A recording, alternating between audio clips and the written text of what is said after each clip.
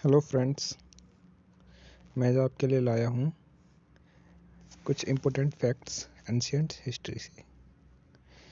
चलिए पढ़ते हैं। नदी किनारे स्थल। इसमें हम पढ़ेंगे कि कौन कौन सी नदी के किनारे कौन कौन से नगर पाए जाते थे। जैसे कि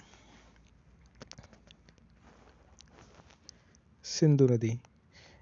सिंधु नदी के किनारे मोहनजोदड़ो, चन्हुदड़ो, अमीरी, अलीमुराद, कोट दीजी और अलादीनो ये नगर पाए जाते थे।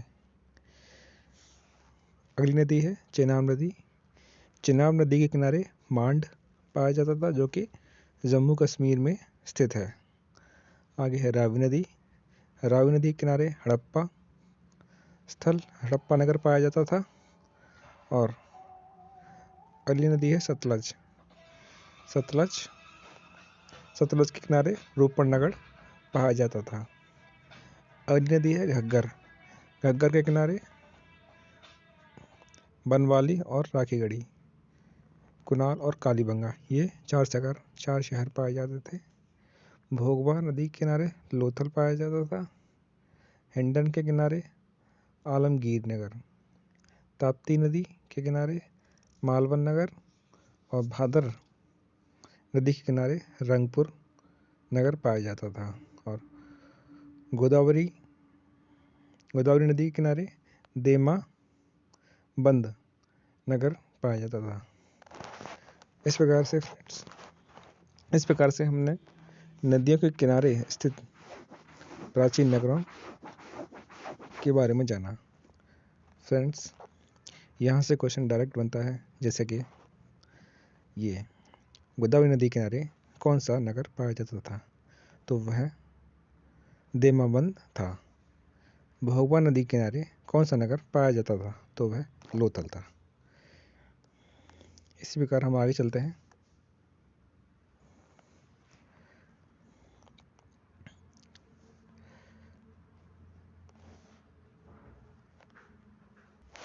इसी क्रम में आगे बढ़ते हुए हम कुछ महत्वपूर्ण स्थलों के बारे में जानेंगे, जो कि हमारे भारत में पाए जाते थे और ये सिंधु घाटी सभ्यता से संबंधित हैं।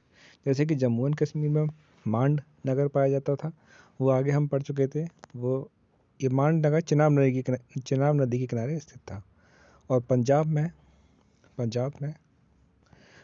रोपड़, दधेरी और संघोल नगर पाए जाते थे।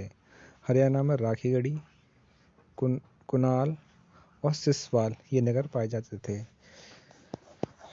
यहाँ से क्वेश्चन डायरेक्ट बन जाता है कि कौन सा नगर पंजाब में पाया जाता था, कौन सा नगर राजस्थान में और कौन सा नगर जम्मू एंड कश्मीर में। और बात करते हैं यूपी की, जो काफ़ी इम्पोर्टेंट है। जैसे यूपी में 3 जगह, जैसे कि बागपत, सहारनपुर और मेरठ। फ्रेंड्स, बागपत में सनौली नामक स्थान पर हड़प्पाकालीन स्थल पाए गए हैं। और सहारनपुर में बड़गांव, हुलास, अंबरखेड़ा और सकतपुर इस जगह हड़प्पाकालीन स्थल पाए गए हैं। और मेरठ में आलमगीरपुर, जो कि हिंडन नदी के किनारे है, और हस्तिनापुर और भगवानपुरा ये हड़प्पाकालीन स्थल है। इसमें डायरेक्ट क्वेश्चन बनता है कि यूपी में कौन सा हड़प्पाकालीन स्थल पाया जाता है। इस प्रकार से आगे चलते हैं। जैसे राजस्थान में कालीबंगा हड़प्पाकालीन स्थल पाया जाता है। और गुजरात में सुरकोतदा और रंगपुर। महाराष्ट्र में देमाबंद, जो कि हमारा कौन सी नदी किनारे है, प्रवरा नदी या फिर गोदावरी नदी के किनारे देमाबंद है।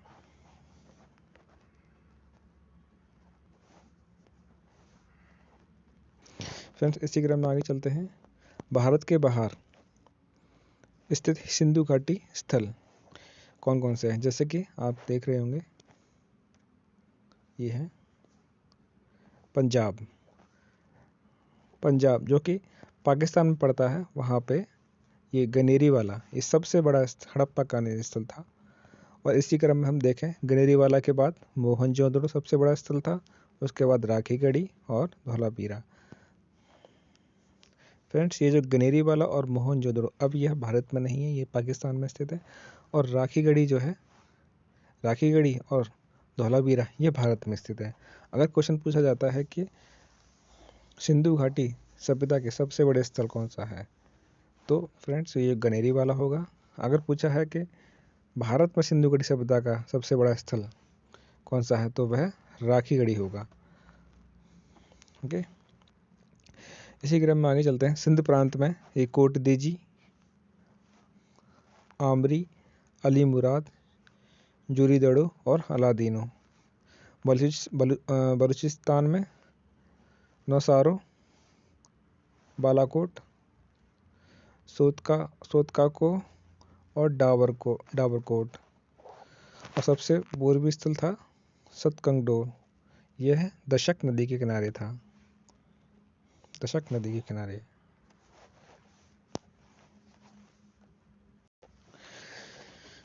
चलिए आगे चलते हैं, कुछ और इम्पोर्टेंट फैक्ट देखते हैं इसमें। जैसे कुछ स्थल हैं हड़प्पा कालीन स्थल, सिंधु घाटी सभ्यता के स्थल हैं। कुछ स्थल हैं जो कि आपके कच्छ की खाड़ी में पाए जाते हैं और कुछ पाए जाते हैं आपके खम्बात की खाड़ी में। फ्रेंड्स यहाँ पर कन्फ्यूजन हमेशा बना रहता है, इसलिए मैं इसको एक फैक्ट के फॉर्म में ले आया हूँ।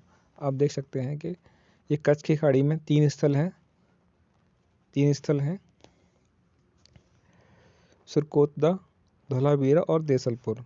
ये आपके कच्छ की खाड़ी में पाए जाते हैं। और ये लोथल, रंगपुर और भक्ताराव और कुंतासी और शिकारपुर, ये आपके खम्बात की खाड़ी में पाए जाते हैं। ये आपको एज इट इज़ याद कर लेने हैं, जिससे कि आपको एग्जाम में दिक्कत ना हो। फ्रेंड्स आगे चलते हैं। कुछ ये सभ्यताएं, इसे डायरेक्ट क्वेश्चन बनता है। और ये क्वेश्चन हमारे लास्ट ईयर बीईओ के एग्ज़ाम पूछा गया था कि उत्तर से दक्षिण सभ्यता का क्रम लगाएं। तो ये क्रम था एज़टेक, माया, मुइस्का और इंका। इस प्रकार से पूछ लिया था फ्रेंड्स।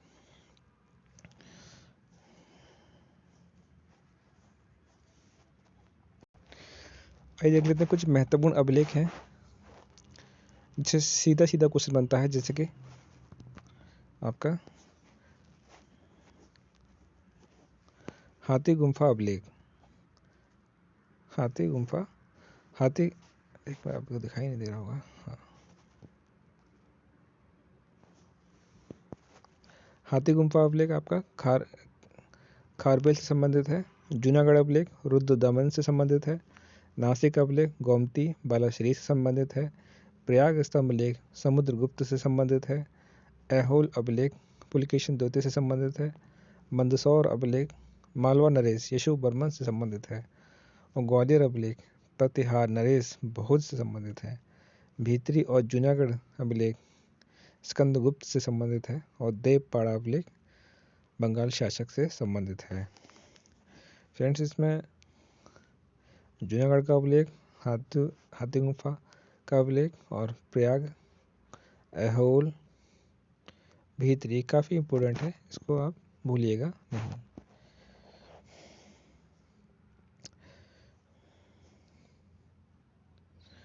फ्रेंड्स इसी क्रम में आगे चलते हैं। संस्कृति और बर्तन। कुछ संस्कृतियों में किस प्रकार के बर्तन मिलते थे उसका हम देख लेते हैं। जैसे मालवा संस्कृति, इसमें काला और लाल बर्तन मिलते थे।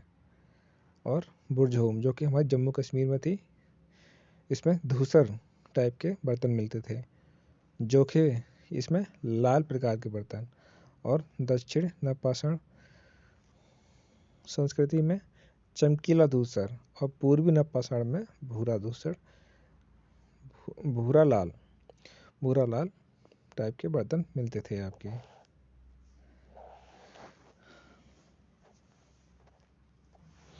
फ्रेंड्स आगे चलते हैं इसी क्रम में। सिंधु काल में विदेशी व्यापार। तो हमने भारत में जो व्यापार होता था तो कहाँ से कौन सी चीज़ आती थी वो हम देख लेते हैं। जैसे तांबा, हमारा जो तांबा आता था वह हमारा खेतड़ी, बलूचिस्तान और ओमान से आता था। चांदी हमारी अफ़गानिस्तान और ईरान से आती थी। सोना हमारा कर्नाटक, अफ़गानिस्तान, ईरान से। और टिन अफ़गानिस्तान और ईरान से आते थे। गोमेद हमारा सौराष्ट्र से आता था, लाजवत मेसोपोटामिया से और सीसा हमारा ईरान से आता था। तो ये हमारे बाहर से हम इनको आयात किया करते थे और कुछ चीज़ें हमारे भारत में ही हमको मिल जाती थी, जैसे कि सोना हो गया, जैसे सोना और गोमेद हो गया, ठीक है। और हमारा क्या हो गया, और तांबा हमारा खेतड़ी, ये खेतड़ी जो है राजस्थान में स्थित है। फ्रेंड्स आगे चलते हैं। कुछ ऋग्वैदिक काली नदियां हैं जिनके आधुनिक नाम और प्राचीन नाम दोनों देख लेते हैं। ये सीधे सीधे क्वेश्चन पूछता है कि कुर्रम किस नदी का नाम था। कुरुम्ब किस नदी का नाम था? तो कुर्रम नदी का नाम था। कुंभा काबुल नदी का नाम था। वितिस्ता झेलम को बोला जाता था। और अस्किनी चिनाब को बोला जाता था। परुष्णी रावी को, सतुद्री सतलज को, बिपाशा ब्यास को, सदा नीरा गंडक और एक मिनट, ये कुछ गड़बड़ हो गया है, रुकना पड़ेगा अभी।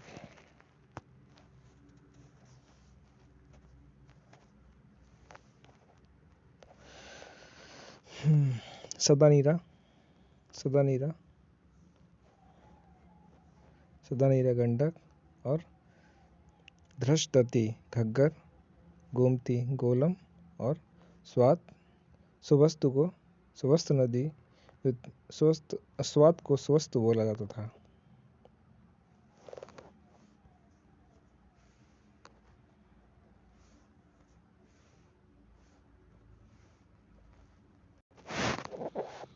फ्रेंड्स आज के लिए इतना